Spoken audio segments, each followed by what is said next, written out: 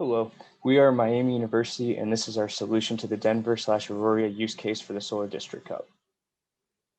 Our team consists of all mechanical engineers with various specialties. Members include myself, Zach, Ethan, Maddie, Spencer, and Dan. Our respective backgrounds are in architecture, finance, humanitarian, management, and manufacturing. Our advisor, John Richter, has knowledge and experience in the energy industry and has helped us along the entire process. We've also received insight from our company partner, HEPE, which is an engineering consulting company based in Dayton, Ohio. Here's a slight recap of our challenge overview.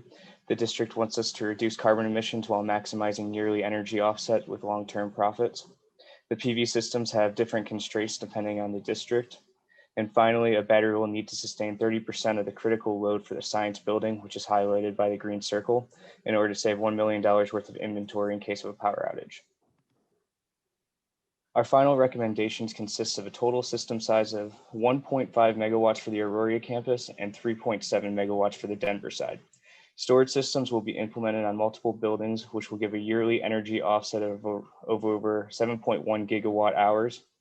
The savings over the lifetime of the project will be $2.15 million for the Denver side and $800,000 for the Auraria campus.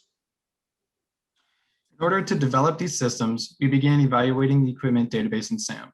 This allowed us to create decision matrices and evaluate the different equipment that would be used in the systems, including the panels and the inverters. After selecting the equipment, we were then able to design the systems in Aurora Solar, which is able to take into account many factors such as panel placement, shading, solar access, and weather. Designing in Aurora Solar was an iterative process where we can change aspects of the design in order to minimize the losses. After designing the systems, we were then able to go back into SAM with the completed systems and conduct parametric analyses to determine the best battery system configuration. Along with the battery configurations, simulations were run in SAM in order to calculate aspects such as NPV and energy production.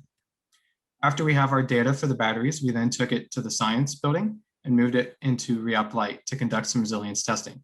This is to ensure that the science building is able to withstand an outage in order to protect the critical inventory. At the same time, we were able to create the district in OpenDSS. This is where the systems were connected with the grid, and we were able to evaluate the systems for overloads, energy production, battery performance, and also allowed us to eliminate systems for consideration to help us achieve the district export goals.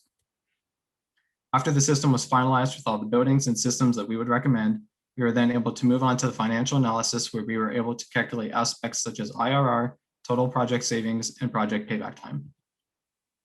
When selecting the equipment for the systems, we began with the solar panels. To do this, we compiled data from SAM that we thought was critical to the performance of the system. This data was then put into a decision matrix, and aspects such as max power, efficiency, and temperature coefficient for max power were all compared between many of the top panel suppliers. This process led to us using the SunPower Series A commercial 450 watt panel due to its higher ratings for power, efficiency, and heat performance.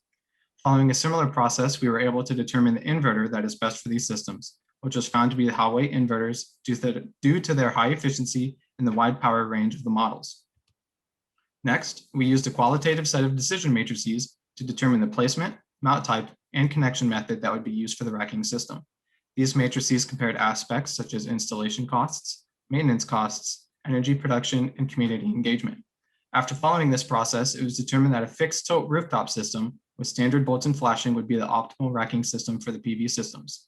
Aurora Solar was used to determine that a 15-degree tilt would result in a minimal shading loss, and thus the highest energy production. Competition asked us to develop a battery solution for the science building to help it sustain a critical load for the duration of an outage.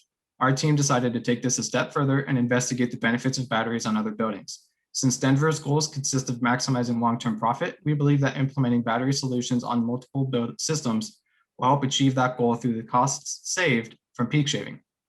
Using SAM, we were able to run parametric analyses to compare many different combinations of battery bank size and power capacity. This analysis would then return the corresponding net present values for the different configurations. We are then able to sort these results and identify the configurations with the highest NPVs. The table on this slide shows the results from these analyses. Even though batteries are not required for multiple buildings, we decided to compare the NPVs with and without batteries just to make sure that implementing them on multiple buildings would be a beneficial investment. Based on these results, we were able to conclude that putting battery systems on multiple buildings would further help Denver reach its energy and savings goals. After determining the battery configuration for the science building, it is now time to test the system's resilience in re-op light. Several simulations were run to gain a fuller understanding of the system's performance. In the first simulation, we ran a resilience test with no batteries, and this resulted in the chart you see in the top right, where the probability of surviving an outage decreases significantly as time goes on, since the system can only maintain the critical load if the outage happens during the day when the PV system is producing energy. The results from this simulation produced a suggested battery configuration to survive an outage, which is seen in simulation 2. The figure here shows how the new system has a high probability of surviving an outage for extended periods of time. We then ran a simulation with the battery results from SAM to see how its performance stacked up. This resulted in a very resilient system where, regardless of the time or length of the outage, the system could sustain the critical load indefinitely. We then had to ask the question of which was the better system choice to go with. To answer this, we then again compared the net present values of the three systems, and we were able to conclude that continuing with the results from simulation 3 would be in the best interest of the project. Thanks, Spencer. As stated previously, all different PV systems, we need to investigate whether the addition of these systems to the current electrical grid is feasible, check that we are within the export limit as stated by the use case, and evaluate which upgrades to grid components may be necessary. To start our power flow modeling, we were given the 15-minute interval energy loads for 8 buildings in the Auraria campus. These loads for 1 year are shown in this graph. You can see that the largest loads come from the Science Building and the King Center. These loads were then put to the OpenDSS software, which includes system components such as transformers and electrical lines based on geographic location data. The loads were assigned to GPS node coordinates for each building, and a simulation was subsequently run. Seen at left is the load circuit map for the Auraria campus buildings. If this diagram were overlaid on a satellite map, you would be able to see the blue lines match up with the buildings we are analyzing. The thickness of the lines corresponds to the per unit voltage seen over that bus line. Speaking of per unit voltage, IEEE mandates that the per unit voltage across all portions of the grid system be no more or less than 5% of nominal. The diagram below shows that for the base case, there were no voltage violations across the Auraria grid. Next, we will evaluate the results of the base case power usage and compare them with the addition of PV systems. Spencer discussed the creation of PV systems and modeling their power generation in Aurora Solar earlier. The results of those simulations can be exported and used in OpenDSS. The 4 PV load shapes for Cherry Creek, Boulder Creek, the Recreation Center, and the Science Building are added at their respective coordinates. The graph at right shows the base case simulation results in orange and the PV generation results in green.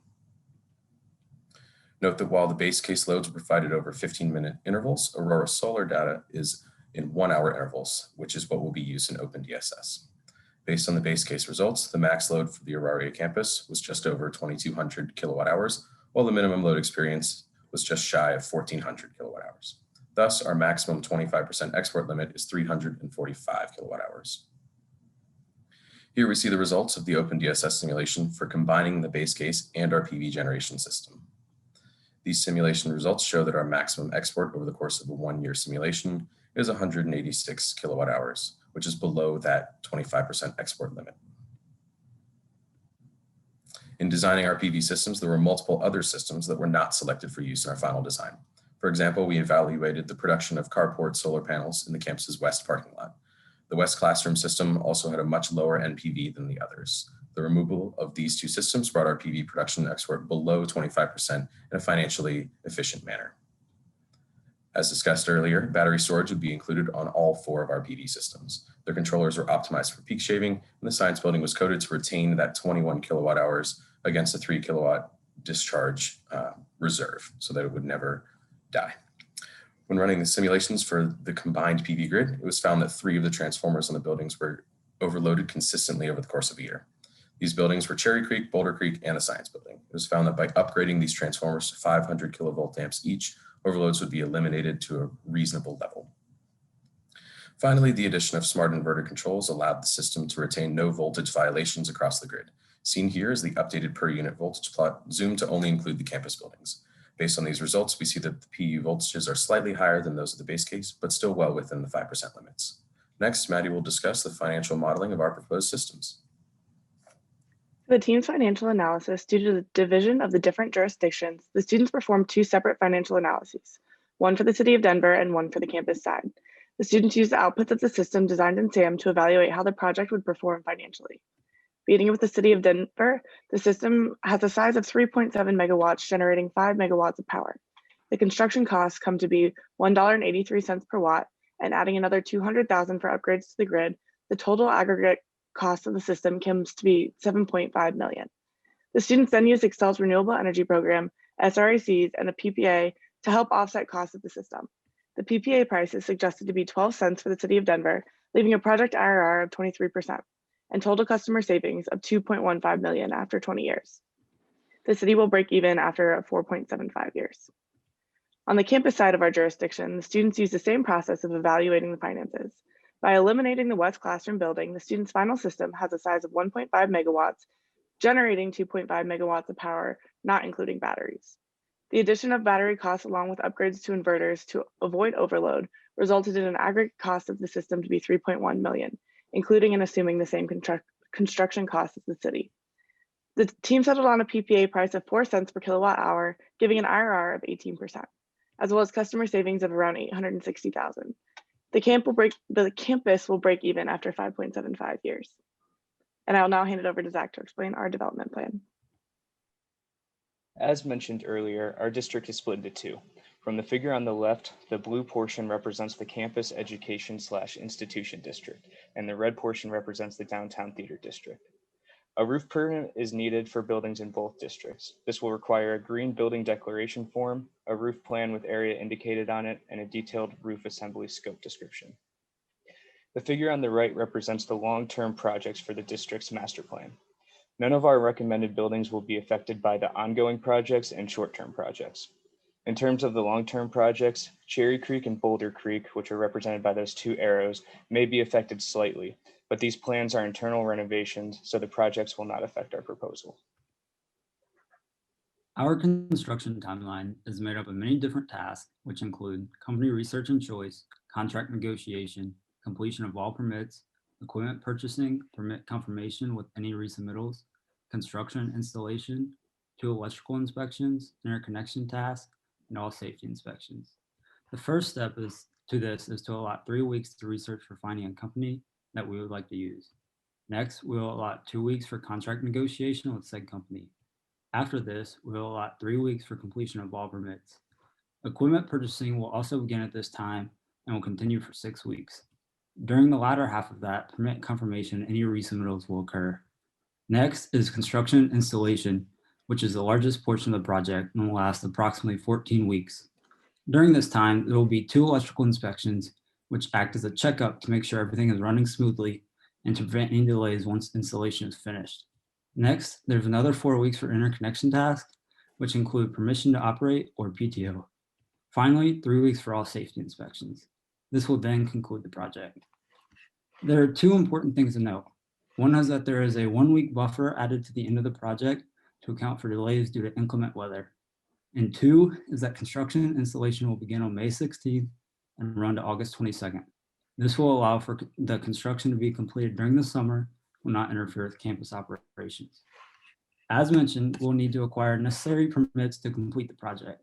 These include a city contractor's license, zoning and electrical permits, and an interconnection application. Since we are working within a split district, the contractor's license and zoning permits are required for both the Denver side and the campus side. When working with large projects, it is crucial to identify potential risks to successful completion. A couple examples of these are acquiring necessary funding and incorrect or delays with equipment purchasing. As a closing, I would like to reiterate our final recommendation, along with the city and district's goals. The city of Denver wants to reduce its emissions by 80%, and our goal for this competition was to design a system that maximizes energy offset and financial savings. For this, we made a system size of 1.5 megawatts for Auraria's campus and 3.7 megawatts for the Denver side. We'll use batteries in more than just the science building, so that we have a larger return on investment due to peak shaving.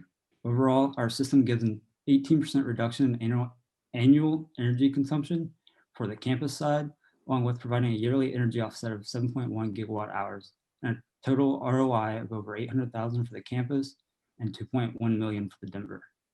Thank you, and any questions?